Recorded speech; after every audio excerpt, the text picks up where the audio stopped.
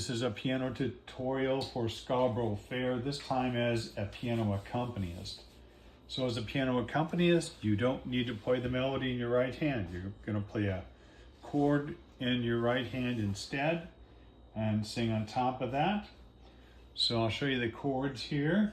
I would play the first chord, the E minor, like that because your melody's right there. So it's G, B, and E.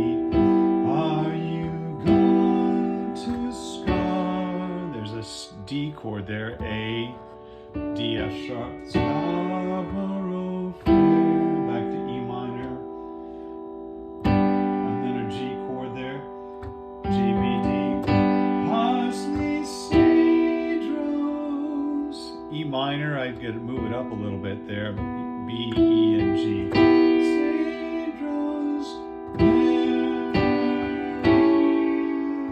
Mary is G, B, D, G, Mary right there on A is a A, C sharp, and G. There's your E minor again, B, E, G. Remember me. There's a G chord on me, B, D, and G. 2, 1, F sharp minor, A, C sharp, F sharp, 1, who lives, E minor again, B, E, G, there, D, A, D, F sharp, E minor again, she once was, D, E minor, was a true love of mine. So you're going back and forth between E minor and D with that last part there. So pretty simple. That's your chord in the right hand.